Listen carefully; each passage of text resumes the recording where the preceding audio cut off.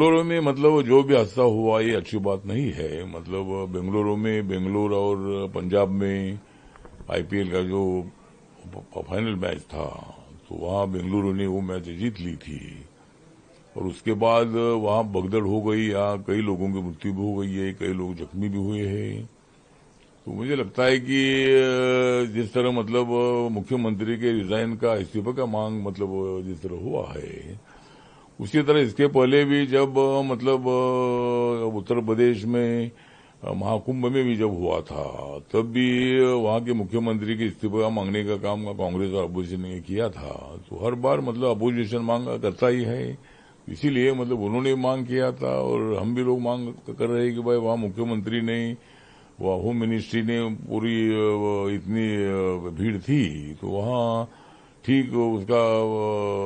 मतलब बंदोबस्त रखने की आवश्यकता थी, लेकिन उसमें उनको सफलता मिली नहीं और उसमें कई लोगों की जान चली गई है।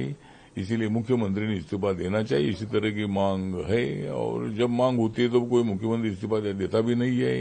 लेकिन ऐसी मांगे मल्लिकार्जुन खड़गे साहब को मैं बताना चाहता हूं कि कांग्रेस पार्टी ने हर बार इसी तरह की मांग की है। तो हम बीजेपी ने या अपोजिशन ने हम लोगों ने अगर वहां कर्नाटक में ये मांग की तो ये गलत है, ऐसा बोलना ठीक नहीं है। सर, कर्नाटक में कास्ट सेंसस के बारे में कहा जा रहा है, चीफ मिनिस्टर कह रहे हैं सिद्धारमैया कि 10 साल हो गए और ये जो है पुराना कास्ट सेंसस है, कंप्लेंट आ रही है, इस तरह से बयान दिया जा रहा है। मुझे लगता है कि सिद्धरामैया जी कर्नाटक के मुख्यमंत्री है, वो कांग्रेस पार्टी के है, पहले जनता दल में भी वो रहे हैं और मुझे लगता है कि कास्ट सेंसस की जो बात है तो ये इसके पहले कभी जाति के आधार पर जनगणना नहीं हुई थी। खाली शेड्यूल कास्ट शेड्यूल ट्राइब की जनगणना जाति के आधार पर होती थी, लेकिन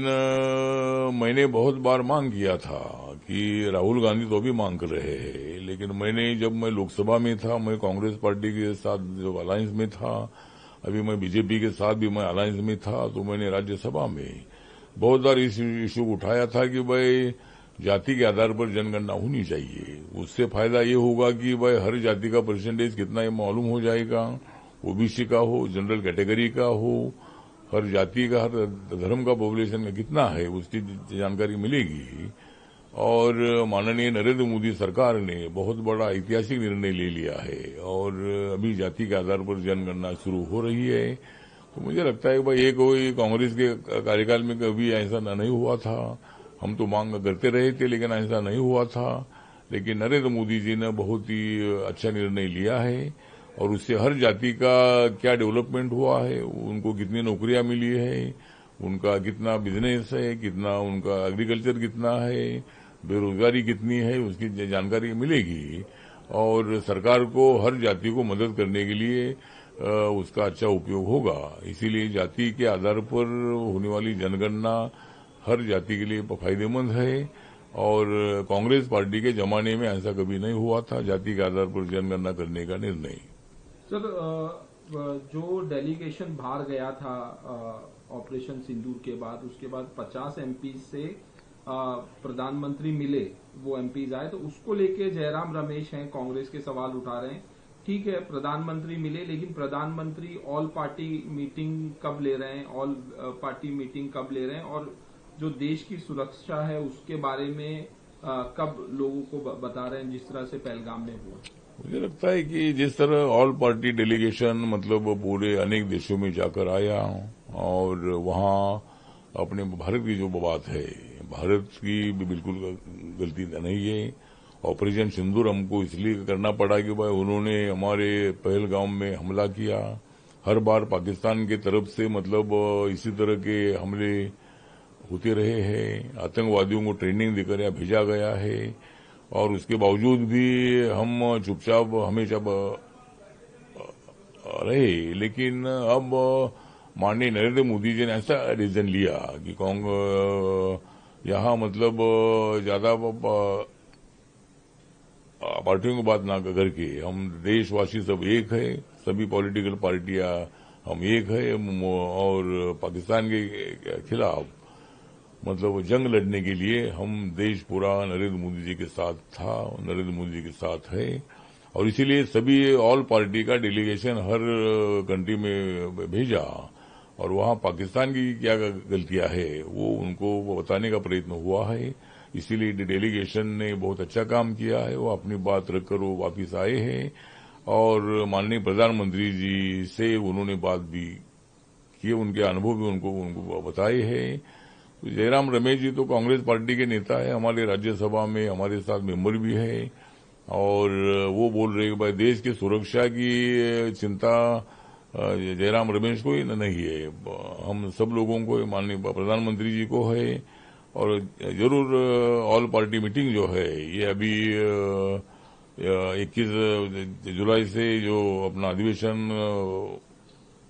पार्लियामेंट का होने जा रहा है उस वक्त मीटिंग होने वाली है। लेकिन अगर मीटिंग बुलाना है तो माननीय प्रधानमंत्री एक आधी मीटिंग भी बुला सकते हैं और इसीलिए मुझे लगता है कि इसके बारे में निर्णय माननीय प्रधानमंत्री लेंगे। सर, बात हो रही है उद्धव ठाकरे और राज ठाकरे के साथ में आने की। उसके ऊपर जब संजय राउत को सवाल पूछा गया तो संजय राउत ने कहा कि हम मराठी मानुस के लिए महाराष्ट्र के लिए 2 कदम आगे या 2 कदम पीछे भी कर सकते हैं, हमारा कोई ईगो नहीं है और हम मराठी मानुस के लिए कुछ भी कर सकते हैं। मुझे लगता है कि मराठी मानुस के लिए अगर कुछ भी करना था तो इतने दिन क्यों मतलब चले गए। मतलब राज ठाकरे जी शिवसेना छोड़कर चले गए थे और उसके बाद बहुत सारी टीका टिप्पणी राज ठाकरे पर हुई थी और उद्धव ठाकरे और राज ठाकरे ने एक साथ आना चाहिए इसी तरह की भावना कुछ लोगों की थी भी। लेकिन इतने साल के क्यों चले गए। अगर मराठी मानुस के लिए अगर आपको एक साथ आना ही था तो इसके पहले के क्यों ना आइए और अभी भी आते तो अच्छी बात है। मराठी मानुस के लिए अगर एक होना है तो एक हो सकते हैं और एक हो भी जाएंगे तो हमको कोई उसका नुकसान नहीं है। ये दोनों एक साथ होने से हमारे महायुति का और भी ज्यादा फायदा होगा और ये दोनों ने एक साथ आना है तो आ सकते हैं, नहीं आना है तो नहीं आ सकते। सर, कल पूना में स्थापना दिवस मनाया गया दोनों एनसीपी पार्टी का। वहां पे जब ये कहा गया अजीत पवार से कि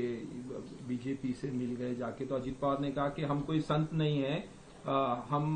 अपोजिशन में नहीं बैठते, हम बीजेपी के साथ गए तो क्या होगा। हाँ, मुझे लगता है कि अजीत दादा पवार जी ने जिस तरह कल पुणे में उनका राष्ट्रवादी कांग्रेस का स्थापना दिवस था और माननीय शरद पवार जी जब कांग्रेस पार्टी से अलग हुए थे उन्होंने नेशनलिस्ट कांग्रेस पार्टी जो एनसीपी है ये एनसीपी बनाई थी और अजीत दादा माननीय पवार साहब के साथ हमेशा रहे हैं। लेकिन अभी